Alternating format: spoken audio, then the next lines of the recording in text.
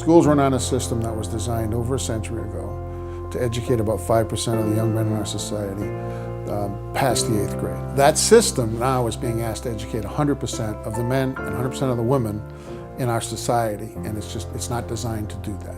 Educating the teachers in the district on what it means to be an English learner and things that you can do to help the English learners in your classroom is very important as we're getting more and more English learner students. It's not that the system is broken, it's obsolete. So we need to recreate public schools in a way that will meet the needs of all kids. I'd like to introduce Miss Persico, my teacher.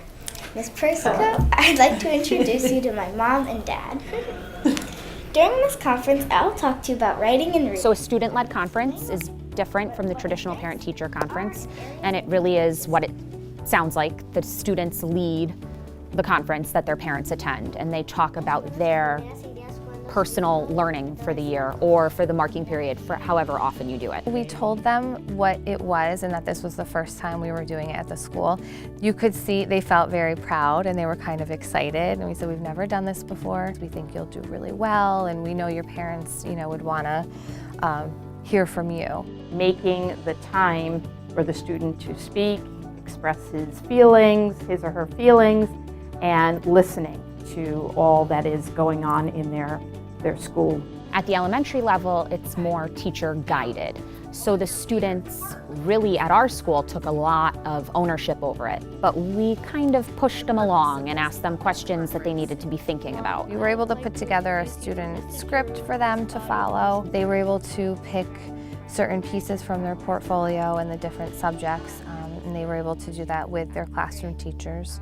So they were a part of that process. It's mandatory that the student does it. If the parents are unable or unwilling to participate, then the student goes to another adult that's significant to them.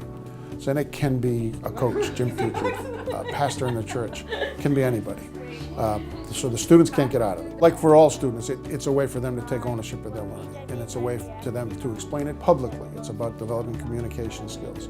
And for the English learner, developing communication skills can be much more challenging. As they're learning the language, they tend to be reticent about coming out publicly and speaking, all right? And this is one time where they're going to have to. Now the audience is friendly, it's a friendly teacher, it's a friendly parents, but it's beginning to set the tone for them to own their learning, okay, in a way that doesn't exist traditionally. They are going to own it, they're going to present it, they're going to set goals for what they want to learn, they're going to reflect on work that they've done.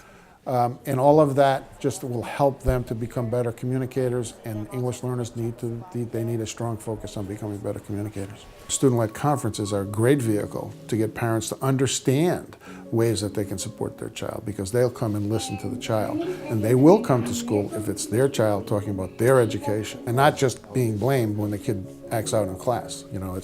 We want to be there, listen to what our son has to say or our daughter has to say about their education, about their schooling.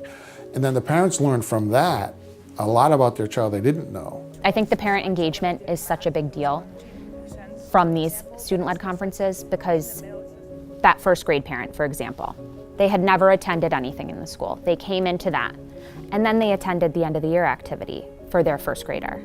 So we built that relationship with that parent just from having her come in for 5 minutes and listen to her son talk about his school year. We did one of them in Spanish for the mother, and that one was actually really nice because that parent had never been into any other conferences before, mostly because of the language barrier.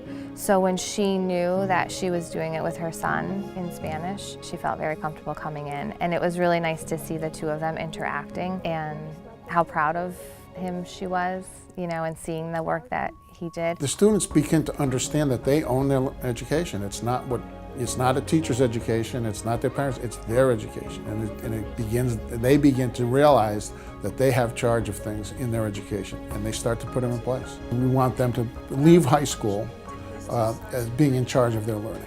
And this is a step on the road to really helping them being in charge of their learning. Through the process, they get practice and experience in public speaking.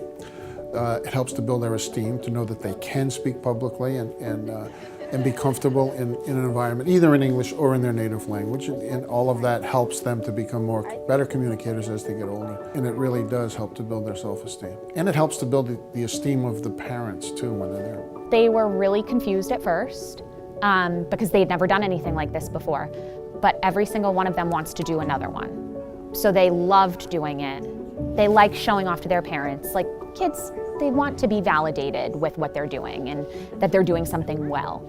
So they had positive feedback from their teachers, they had positive feedback from their parents, and it made them feel really good. The domino effect of this is we end up with a better educated workforce. We end up with students with a society that has higher self-esteem. We have a society that the benefits to the society in the long run greatly outweigh the cost of doing this, because the cost is virtually nothing.